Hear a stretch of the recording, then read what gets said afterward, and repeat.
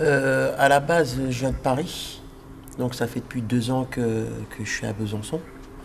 Euh, j'ai fait de la musique ici et je continue ici. Donc voilà, pour faire rapide, c'est mon parcours, quoi.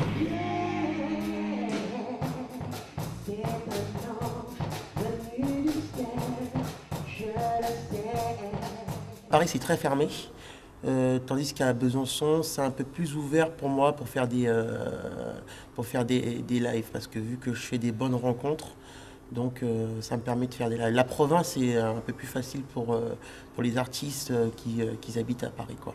Donc voilà.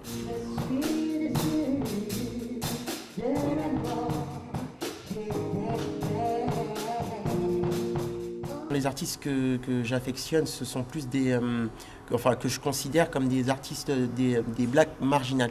C'est-à-dire que j'aime bien Prince, Michael Jackson, Terence Rann D'Arby. Et, enfin, moi, pour moi, personnellement, étant que black, ça m'apporte beaucoup de choses, quoi. Parce que c'est des gens qui sont hors contexte du black de service, quoi. Voilà.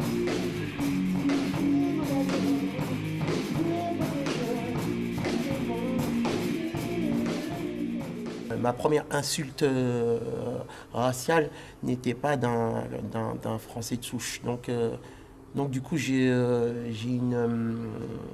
une autre porte s'est ouverte, en fait, là, les coulisses du vrai racisme, en fait. Et puis beaucoup de choses ont suivi, quoi. Donc, par exemple, il y a des gens qui me prenaient pour un homosexuel et tout. Et donc, du coup, aussi, j'ai pu comprendre ces gens-là, quoi. Et donc, je me dis, ouais, finalement, ces gens-là, enfin, c'est des gens qui ont la même couleur que moi ou qui s'en rapprochent. Finalement, je me dis, ben, eux, ils disent victimes du racisme. Mais en fait, finalement, s'ils sont homophobes, c'est qu'ils sont racistes aussi. Voilà, ce que j'aime pas, en fait, c'est la victimisation, la fausse victimisation, quoi. Et on est dans un pays où on peut dire les choses. Il y a d'autres pays où on ne peut pas dire les choses, quoi. Donc, je suis content pour ça. C'est pour ça que je suis devant une caméra, je peux m'exprimer, mais je sais qu'il y a des pays où, voilà, moi, je suis un bourgeois par rapport à d'autres pays, quoi. Donc, voilà. Mes parents sont venus il y a 40 ans de ça, je crois. J'étais pas né, hein. Donc ils sont venus. À l'époque, le travail était très dur à trouver. Donc ils ont pris le courage de venir en France. Ça les a servi d'ailleurs. Et du coup, ça m'a permis d'aller à l'école, tout ça, de m'habiller. Peut-être que je pense que la Guadeloupe, ça a dû changer, mais l'époque n'était pas la même il y a, il y a, il y a, il y a, il y a, il y a 40 ans. Donc je trouve ça très courageux de prendre un risque, d'aller dans un pays qu'on ne connaît pas.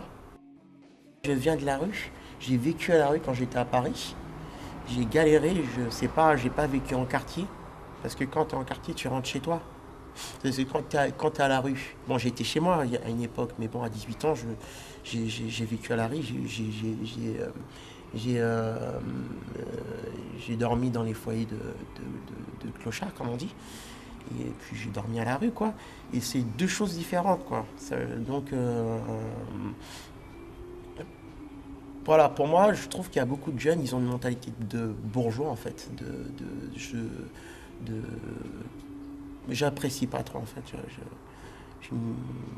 Enfant gâté, voilà. Je suis noir, mais je fais pas partie je fais pas, j'ai pas la mentalité rap. Je suis pas R&B. Je, voilà, je suis pas cantonné à une chose. Je porte une casquette parce que je ne suis pas coiffé, par exemple. Mais je porte pas la casquette pour faire un style. Voilà. Moi, je sais que quand on veut trouver un travail, on s'amène pas avec une attitude de je me renferme sur moi-même, quoi.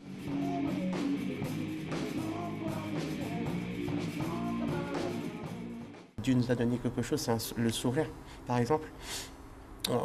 Un arabe ou un noir peut toujours s'en sortir.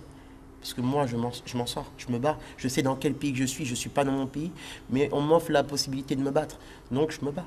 Donc, si on peut rentrer en boîte, tu peux rentrer en boîte. Moi, c'est ce que. Je suis toujours rentré en boîte. Parce que Les gens qui m'acceptaient pas à la base, qui me laissaient pas rentrer en boîte, ils avaient la même couleur de peau que moi, ou ils s'en rapprochaient. Mais faut être plus malin que ça. Il y a toujours des filles dans le coin, dans la rue. Je leur demande, ouais, est-ce que ça vous dérange pas qu'on rentre ensemble poliment, bien sûr. Et après on rentre. Donc moi j'ai jamais eu ce problème de. Au début oui, mais je ferme, je baisse pas les bras. J'écoute pas aussi les gourous qui te disent oui, ah tu vas pas faire ça parce que t'es noir, alors qu'ils ont la même couleur de peau que toi, ou ils s'en rapprochent. Et si tu les écoutes eux, parce que eux ils connaissent pas l'expression une bataille de perdu, voilà. Moi je fonctionne pas comme ça. Ça veut dire que si j'écoute, j'ai pas de personnalité, je suis comme lui. Je prends mon chemin. Si je réussis pas, je réussis pas, mais je vais recommencer, ça c'est clair. Parce que la musique, c'est comme ça, c'est beaucoup de défaites, mais il faut pas lâcher l'affaire. Et après, voilà, j'évite vraiment d'aller dans un groupe de gens où chacun ont un gourou qui leur prodigue la haine. Et la haine, c'est très facile, la haine. Mais faire du bien, c'est un peu plus compliqué. Mais pourtant, c'est facile, quoi. Comme dire je t'aime. Mais bon, mais bon, je suis pas à la mode, quoi. Donc, être à la mode, pour l'instant, il faut être trash et tout.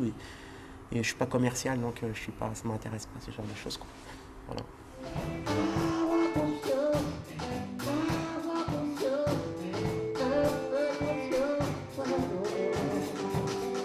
Donc, les artistes que j'ai eus, quand je parlais de Marvin Gaye, c'est des artistes qui ont souffert, qui se sont fait battre quand ils étaient petits, enfin voilà, qui ont souffert avec le racisme, surtout à cette époque-là. James Brown aussi, on sait comment est le personnage. Le personnage est violent, quoi. C'est quelqu'un qui tape des femmes, qui se drogue. C'est un rappeur, mais quand tu entends ses chansons, quand tu écoutes les paroles, bah, il retransmet pas ça, il retransmet pas la haine, quoi. C'est logique. Donc je vais vers ces artistes-là qui ont souffert. J'évite d'aller voir des artistes qui donnent finalement l'outil commercial et finalement et la haine. Manipulation, manipuler les jeunes. Voilà, c'est ça en fait.